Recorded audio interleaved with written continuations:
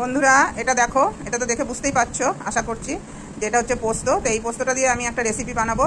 তো কি রেসিপি বানাবো দেখতে থাকো। তার জন্য আমি নিয়েছি পেঁয়াজ কুচি, টমেটো কুচি আর লঙ্কা কুচি।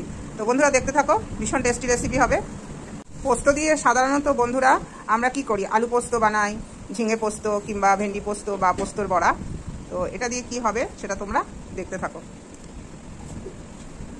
প্রথমে আমি পোস্তটাকে দেখো শুকনো বেটে নিয়েছি।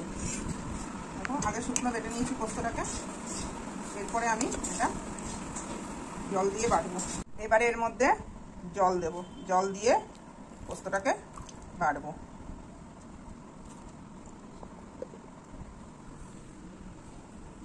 জল দিয়ে পোস্তটা বাটা হয়ে গেছে দেখো। তো সামান্য জল দিয়েছি, খুব একটা বেশি জল কিন্তু দিইনি, কেননা পোস্তটা যতটুকুটা আছে ঠিক সেই মাপেই আমি কিন্তু জল দিয়েছি। তো তোমরা এই বানালে কিন্তু সেই যতটা পোস্ত নেবে সেই মাপ অনুযায়ী জল নেবে, ঠিক আছে? তো এবার দেখো আমি কি করে পোস্তর রেসিপিটা বানাচ্ছি। আশা করছি তোমাদের এই রেসিপিটা খুব ভালো লাগবে আর খেতেও প্রচণ্ড টেস্টি। তো লাস্ট অবধি দেখো আমি কি করে বানাচ্ছি পোস্তর রেসিপি। এটা নতুন ধরনের রেসিপি। দেখো পোস্তটা আমি বেটে নিয়েছি। এবার পোস্তটা দিয়ে দিলাম, বাটা পোস্তটা। দেখো ভালো করে পরিষ্কার করে নিতে হবে।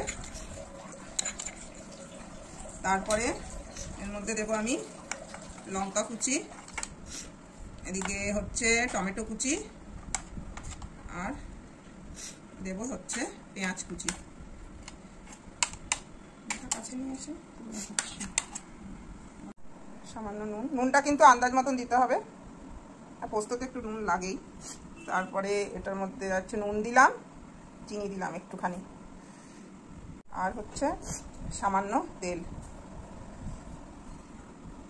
রেসিপিটা কিন্তু খুব ভালো হবে বন্ধুরা, দেখতে থাকো লাস্ট অবধি কি হয়। এটা আশা করছি সবার পছন্দ হবে আর সবাই বাড়িতে বানাবে, দেখবে দারুণ লাগবে খেতে।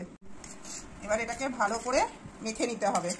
যা যা দিয়েছি তো সব তো দেখলে কী কী দিয়েছি। সামান্য নুন আন্দাজ মতন, অল্প চিনি, একটু কাঁচা সর্ষের তেল, টমেটো কুচি, পেঁয়াজ কুচি, লঙ্কা কুচি। এবার এটা কি করব দেখো তোমরা বন্ধুরা। আমি এখন নিজে বানাচ্ছি তো তাতেই আমার মুখে জল চলে আসছে। দেখো ভালো করে কিন্তু মিশাতে হবে, কারণ আমি তেল, নুন, চিনি সবটাই দিয়েছি, তো ভালো করে মিশাতে হবে। ভীষণ টেস্টি। ভালো লাগলে বন্ধুরা রেসিপিটা শেয়ার, লাইক, কমেন্ট পুরোটাই করো কিন্তু। তো দেখো এবার কি করছি। আমি এটা একটা ছোট্ট টিফিন বাটির মধ্যে করেছি, তোমরা তো দেখে বুঝতেই পারছো। তো এটা এবার আমি চাপা ঢাকা দিয়ে দেবো। ছোট্ট টিফিন বাটির মধ্যেই করেছি, যতটুকু পোস্ত নিয়েছি, ঠিক আছে?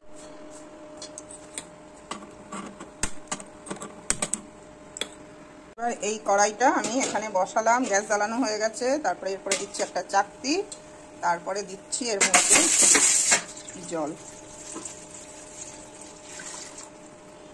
এবার দেখো যে বাটিটার মধ্যে আমি আইটেমটা রেডি করেছিলাম, সেই টিফিন বাটিটা আমি এর মধ্যে বসিয়ে দিলাম। তো এটা বুঝতেই পারছো কীভাবে তৈরি হচ্ছে রেসিপিটা। তো দেখো এরপরে দারুণ হবে খেতে, টেস্টি টেস্টি একদম।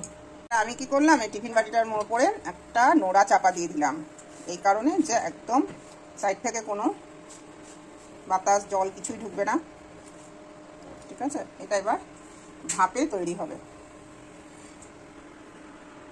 তো দেখেই বন্ধুরা বুঝতে পারছো এটা কি তৈরি হচ্ছে। দেখো টকবকিয়ে ফুটছে। এটা পুরো কমপ্লিট হয়ে যাক, তারপরে তোমাদেরকে আবার দেখাবো।